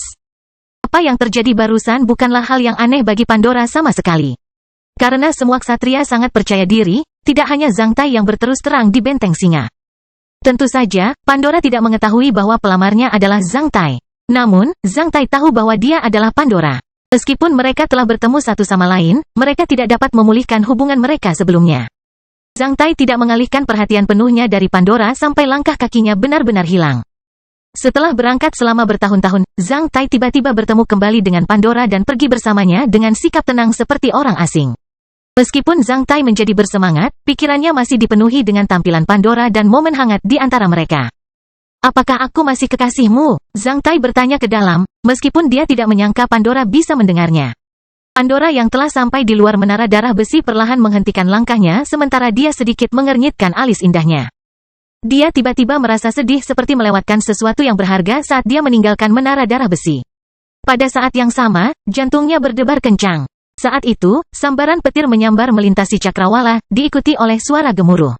Pandora mendongak dan melihat tirai hujan di atas Benteng Singa setelah beberapa lama. "Apakah aku masih kekasihmu?" Pandora bergumam sementara matanya menjadi kabur. Malam itu, hujan turun deras seperti ini, namun orang itu sudah tidak ada di sisinya lagi. Dia sangat mengkhawatirkannya. Nona, salah satu dari dua ksatria yang mengikutinya berjalan ke depan dan bertanya padanya apa yang terjadi. Menutup matanya selama beberapa detik, Pandora membuka matanya yang berubah jauh dan tegas, "Ayo pergi ke jurang pertama." Setelah 10 menit lagi, 3 lampu keluar dari gerbang Benteng Singa dan menghilang di tengah hujan lebat. Setelah berpisah selama bertahun-tahun, Zhang Tai tiba-tiba bertemu kembali dengan Pandora dan pergi bersamanya dengan tenang seperti orang asing. Kastil Besi Hitam bab 919, Barang Rahasia yang Memikat. Setelah Pandora pergi, beberapa ksatria lagi memasuki tower bar darah besi. Di sana masih riuh, terutama ketika beberapa ksatria wanita memasuki bar, mereka langsung membuat para pria di sekitarnya gelisah. Alhasil, para pria mengantri untuk mengundang gadis-gadis itu minum. Setelah melirik ke arah para ksatria wanita itu, Zhang Tai menarik kembali tatapan matanya. Minuman keras di bar diseduh dengan semangka. Rasanya seperti bir. Meski rasanya agak pahit dan aneh, minuman keras ini tetap berharga 1 poin konsumsi per cangkir. Suasana hati Zhang Tai bagaikan minuman keras semangka di tangannya. Melihat Pandora pergi, Zhang Tai juga merasa agak getir. Selain itu, dia merasa sedikit marah di dalam. Namun, dia hanya bisa mengubur perasaan tersebut jauh di dalam hatinya. Para ksatria di sekitarnya sedang minum dan mengobrol. Sedangkan untuk konten biasa, mereka langsung berbicara satu sama lain, namun, bahkan konten biasa pun merupakan peristiwa besar bagi rakyat jelata. Beberapa ksatria asing yang berada tidak jauh dari Zhang Tai sedang mengobrol bahwa seseorang akan menjadi ksatria nomor 1 suatu negara di anak benua dengan nada biasa sementara ksatria lain di meja yang lebih jauh sedang mendiskusikan keuntungan dan kerugian menjadi seorang ksatria pemimpin korps saat ini. Di hadapan rakyat jelata, topik seperti menjadi ksatria nomor 1 atau pemimpin korps adalah peristiwa besar yang dapat mempengaruhi nasib banyak orang. Namun, di Menara Darah Besi di Benteng Singa, konten-konten ini didiskusikan dengan santai dan ditentukan oleh para ksatria. Ini adalah dunia para ksatria? Zhang Tai menghela nafas dengan emosi. Melihat sekeliling orang-orang ini, Zhang Tai tahu bahwa jika seorang ksatria menjadi terkenal di alam elemen tanah atau di Benteng Singa, dia akan memiliki pengaruh dan reputasi yang besar di seluruh dunia manusia. Jika para ksatria ini bisa bertahan di sini, ketika mereka keluar dari alam elemen tanah, mereka akan menjadi nomor satu di suatu wilayah. Mereka berada di puncak piramida hak asasi manusia. Jika seseorang bisa menjadi luar biasa di antara para ksatria manusia ini, dia akan meninggalkan mereknya di kalangan atas manusia. Di masa depan, dia pasti akan memiliki pengaruh yang tak ternilai harganya. Sekarang Pandora menjadi terkenal di Benteng Singa dalam waktu sesingkat itu, dia pasti memiliki kekuatan tempur yang sangat kuat. Apa yang terjadi barusan hanyalah sebuah episode kecil bagi Gong Xiao dan Zhou Shufan. Mereka sama sekali tidak mempedulikan hal itu. Sebenarnya, mereka punya sesuatu untuk dinegosiasikan dengan Zhang Tai. Setelah minum beberapa cangkir minuman keras semangka dan mengobrol, Gong Xiao bertukar pandang dengan Zhou Shufan. Gong Xiao lalu membuka mulutnya sekali lagi. Adik, pernahkah kamu mendengar tentang benda rahasia perak? Gong Xiao bertanya secara rahasia. Oleh karena itu, tidak ada orang lain yang bisa mendengarnya kecuali Zhang Tai. Yup, konon benda rahasia perak itu sangat luar biasa. Saat dibutuhkan, benda itu bisa muncul entah dari mana setelah mengekstraksi 4 elemen dari alam elemen. Benda itu sangat kuat, Zhang Tai juga menjawab secara rahasia. Sedangkan untuk para ksatria, hanya benda rahasia perak yang berasal dari dunia bawah tanah yang bisa menjadi perlengkapan eksklusif para ksatria. Setelah berpromosi menjadi ksatria, dipengaruhi oleh efek besi hitam, sebagian besar peralatan untuk ksatria yang diproduksi oleh master peralatan rune dan alkemis sebenarnya dapat dibuang. Itu tidak ditentukan oleh seseorang, tetapi oleh perbedaan antara peradaban dan tingkatan dalam perjalanan sejarah sungai yang panjang. Beberapa peradaban telah berada di puncak sementara beberapa peradaban masih berada di lembah dan tidak berubah. Karena adik laki-laki baru saja datang ke sini, aku bertanya-tanya apakah kamu sudah mendapatkan item rahasia perak eksklusifmu? Kakak Gong, kamu pasti bercanda. Saya baru di sini, bagaimana saya bisa memiliki benda rahasia perak? Zhang Tai menjawab sambil tersenyum. Zhang Tai memang mendapat benda rahasia perak dari Jenderal Iblis. Karena dia tidak menjadikannya sah, Zhang Tai tidak akan mengungkapkannya dengan mudah. Sejujurnya, saudara Zhou dan aku punya kesempatan untuk mendapatkan benda rahasia perak di jurang pertama, oleh karena itu kami kembali untuk membuat beberapa persiapan untuk itu. Karena kami berdua menyukaimu dan sangat mengagumi kekuatan tempurmu, setelah itu bernegosiasi satu sama lain. Kami ingin tahu apakah adik Cui ingin mencoba bersama kami dan mendapatkan item rahasia perak untuk Anda sendiri sehingga Anda dapat memiliki perlindungan diri jika terjadi bahaya yang lebih besar di masa depan. Zhang Tai menegakkan tubuh dan meletakkan gelasnya. Gong Xiao terlihat sangat serius. Itu tidak terlihat seperti sebuah lelucon. Bagaimana mungkin Zhang Tai menolak kesempatan untuk memiliki benda rahasia berwarna perak? Apakah kamu yakin kita dapat memilikinya? Tidak yakin. Barang-barang rahasia perak sangat berharga dimanapun mereka berada. Siapapun yang mendapatkannya tidak akan ingin mengungkapkannya kepada publik. Selain itu, semakin banyak semakin baik. Namun, karena kita sudah lama tinggal di Benteng Singa, kami mendapat banyak informasi. Selain itu, kami telah bertemu dengan beberapa teman. Kali ini, kami mendapat kesempatan untuk mendapatkan item rahasia perak. Jika adik dapat bergabung dengan kami, bahkan jika ada bahaya, kami bertiga dapat membentuk matriks 3-in-1 dan memiliki peluang lebih besar untuk bertahan hidup. Apakah kita akan menuju jurang pertama? Ya, tidak hanya kita bertiga. Sebuah tim ksatria di Benteng Singa akan pergi ke sana di bawah kepemimpinan seorang ksatria bumi. Mereka yang akan pergi ke sana malam ini akan bertemu di Menara Darah Besi. Jika adik muda sudah bertekad untuk bergabung dengan kita bisa pergi dan bertemu dengan ksatria lain setelah beberapa saat. Tepat di Menara Darah Besi? Yup. Di kamar pribadi di atas kita jam 9 malam. Baru setelah mempertimbangkannya selama setengah detik, maka Zhang Tai mengangguk dan mengambil keputusan, tentu, berkat penghargaanmu. Kali ini aku akan mencobanya dengan 2 kakak laki-laki, terlepas dari segunung pedang dan lautan api. Gong Xiao dan Zhou Shufan tertawa bersamaan. Itu teman kita, hahaha. Setelah Zhang Tai menyelesaikan rencananya dengan Gong Xiao dan Zhou Shufan, kelompok yang terdiri dari 3 orang menunggu anggota tim lainnya sambil minum dan mengobrol di bar. Hanya setelah beberapa saat, beberapa ksatria datang ke lobi bar. Setelah melirik ke dalam, salah satu dari mereka melihat Gong Xiao dan Zhou Shufan. Dia kemudian menunjuk ke atas sebelum pergi ke sana dari tangga di satu sisi. Gong Xiao dan Zhou Shufan kemudian bertukar pandang dengan Zhang Tai pada saat yang bersamaan. Kelompok yang terdiri dari 3 orang kemudian meninggalkan kaset mereka dan naik ke atas setelah anggota tim lainnya.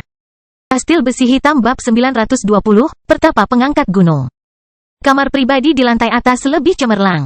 Luasnya lebih dari 300 meter persegi, megah dan megah seperti istana kekaisaran. Segera setelah Zhang Tai, Gong Xiao dan Zhou Shufan tiba di sini, para ksatria lainnya terus-menerus memasuki ruangan pribadi ini. Itu adalah pesta rahasia untuk beberapa ksatria di Benteng Singa. Oleh karena itu, mereka semua tiba di sini tepat waktu. Setelah memasuki ruang pribadi, mereka saling bertukar pandang dan mengangguk satu sama lain sebelum duduk dengan tenang. Sebelum jam 9 malam, 11 ksatria telah tiba di ruang pribadi. Mereka berada dalam 4 kelompok, 3 kelompok masing-masing terdiri dari 3 ksatria sedangkan 2 ksatria Hua lainnya adalah pasangan karena penampilan dan perilaku ramah mereka. Satu kelompok terdiri dari 3 orang asing, seorang pria berkulit hitam tangguh, seorang pria berkulit putih tangguh dan seorang wanita berambut pirang. Keempat kelompok ksatria tersebut merusak sebuah kota atau negara di benua manapun. Semua ksatria di sini memiliki ki yang kuat. Mereka setidaknya lebih mampu dan kuat dibandingkan para ksatria besi hitam pada umumnya. Banyak dari mereka merasakan penindasan yang berdarah-darah. Banyak ksatria di sini yang melirik ke arah Zhang Tai karena sosok Zhang Tai yang kokoh, tinggi, dan penampilan yang lusuh. Dibandingkan dengan para ksatria lainnya, Zhang Tai benar-benar seperti pekerja migran dari daerah kumuh karena dia hanya mengenakan satu set seragam pertempuran biasa tanpa senjata khusus.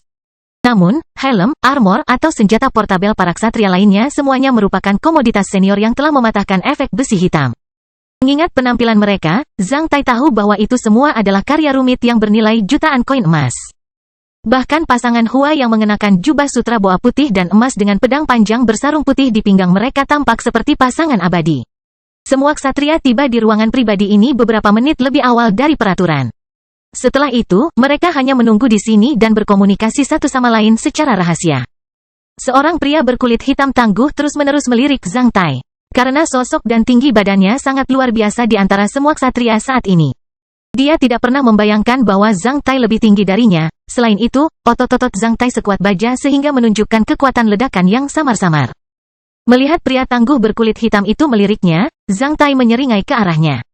Pria tangguh berkulit hitam ini mengingatkan Zhang Tai pada Baghdad. Satria seperti itu pastinya adalah idola Baghdad. Pada jam 9 malam, pintu kamar pribadi dibuka dari luar sementara seorang pria masuk. Melihat pria ini memasuki ruangan, semua ksatria yang duduk di ruang pribadi langsung berdiri untuk menyambutnya. Zhang Tai juga berdiri bersama Gong Xiao dan Zhou Sufan, sementara itu, dia melirik pria itu karena penasaran. Itu adalah seorang lelaki tua berusia 60-an. Dia tidak tinggi dan bahkan agak kurus. Selain 2 helai rambut perak di dekat pelipisnya, rambutnya terlihat cukup halus dan rapi. Dengan hidung dan dahi menonjol serta kaki ramping, matanya berbinar. Mengingat rasa penindasan yang dirasakan para ksatria besi hitam saat ini, Zhang Tai tahu bahwa orang ini pastilah seorang ksatria bumi. Mengingat tanggapan para ksatria lain terhadapnya, Zhang Tai tahu bahwa orang ini pasti sangat bermartabat di antara orang-orang ini. Pertapa pengangkat gunung. Mereka semua menyambutnya. Pertapa pengangkat gunung adalah nama resmi dari ksatria bumi ini, yang juga mewakili latar belakangnya di negara Taixia. Mengingat nama resminya, dia tidak mengabdi pada istana kekaisaran atau klan besar manapun di negara Taixia. Jika tidak, mereka akan menambahkan Lord plus posisi resmi seperti Jenderal, Gubernur Provinsi menjelang pengangkatan gunung. Namun, jika orang ini berasal dari klan besar, dia akan disebut Penatua atau Kepala Klan Pengangkat Gunung. Nama resmi Pertapa Pengangkat Gunung menunjukkan bahwa ia adalah seorang ksatria kesepian yang biasa mengkultivasi dirinya sendiri atau anggota sekte di negara Taixia. Identitas Zhang Tai saat ini juga adalah seorang ksatria yang kesepian. Pertapa Liting Gunung mengangguk sambil melirik ke arah para ksatria yang hadir sebelum berkata, "Silakan duduk." Setelah Pertapa Pengangkat Gunung mengeluarkan perintah, dia berjalan menuju meja panjang di ruang pribadi dan duduk di kursi utama. Saat melihat ini, para ksatria lain di sudut dan sofa ruang pribadi juga mendatangi meja panjang dan duduk.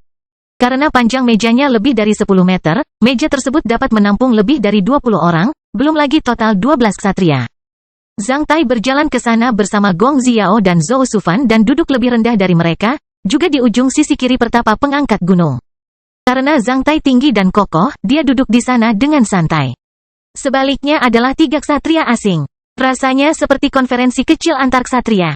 Jika dipimpin oleh seorang ksatria besi hitam, tim ini sudah membawa kehancuran di anak benua Wei, apalagi dipimpin oleh seorang ksatria bumi. Zhang Tai menghela nafas dengan penuh emosi. Benteng Singa benar-benar merupakan ibu kota para ksatria. Tampaknya semua ksatria yang ada saat ini telah mengetahui tentang Pertapa Pengangkat Gunung, namun, mereka aneh satu sama lain. Gong Xiao dan Zhou Sufan sedikit akrab dengan ksatria yang baru saja menyambut mereka di lobi bar. Mereka paling banyak mendengar tentang yang lain.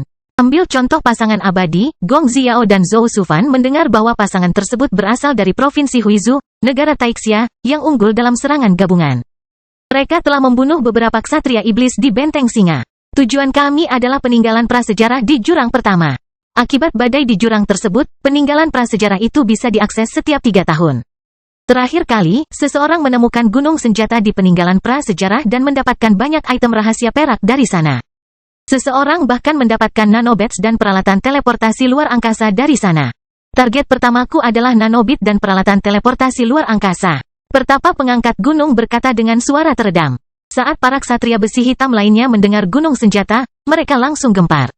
Kalau begitu, pertapa pengangkat gunung, mengapa kamu memanggil kami untuk pergi ke sana? Berdasarkan kekuatan dan keterampilan bertarungmu, kamu bisa dengan mudah mendapatkan nanobit dan perlengkapan teleportasi ruang angkasa di sana sendirian. Laki-laki dari pasangan di sebelah kanan pertapa pengangkat gunung mengajukan pertanyaannya. Sebagai ksatria, mereka semua memiliki kepentingan dan keuntungannya masing-masing, terutama dalam tindakan seperti itu. Meskipun pertapa pengangkat gunung adalah seorang ksatria tanah, dia memiliki kedudukan yang setara dengan para ksatria besi hitam lainnya dalam hal hak.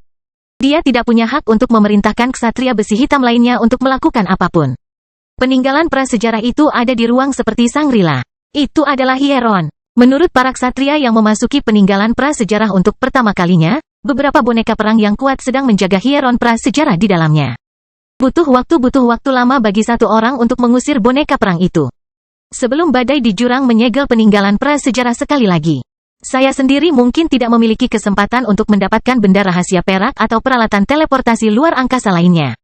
Oleh karena itu, jika kami pergi ke sana dalam tim, kami dapat berbagi stres dan manfaat bersama. Ini adalah situasi yang saling menguntungkan. Maksudmu kita mungkin bertemu musuh di peninggalan prasejarah? Zhou Shufan bertanya setelah berpikir sejenak. Ya, pertapa pengangkat gunung segera mengangguk. Selain itu, peninggalan prasejarah berada di tempat yang sangat dalam di jurang pertama, yang sering bersilangan dengan kekuatan iblis. Kita mungkin perlu melawan iblis di sana. Meskipun kita bisa memasuki jurang tersebut, peninggalan prasejarah, kita mungkin akan menghadapi persaingan dari ksatria lain dari Benteng Singa. Oleh karena itu, ini adalah tindakan yang sangat berbahaya, ditambah lagi. Kita tidak dapat memastikan bahwa semua orang saat ini bisa mendapatkan benda rahasia perak. Bagaimana kita mengalokasikan barang rampasan itu? Ksatria putih di seberang Zhang Tai bertanya. Sebelum memasuki peninggalan prasejarah, rampasan dan poin pahala yang Anda peroleh dari membunuh ksatria iblis adalah milik Anda sendiri. Setelah memasuki peninggalan prasejarah, kami akan bergandengan tangan untuk menghancurkan boneka pertempuran di Hieron.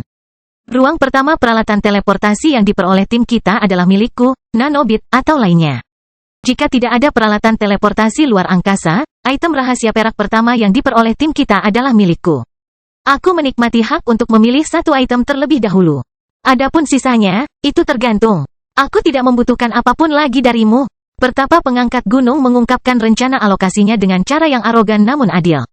Sebagai seorang ksatria bumi dengan kekuatan tempur yang lebih besar, penyelenggara dan pemimpin aksi ini, tentu saja, dia menikmati hak distribusi yang lebih besar.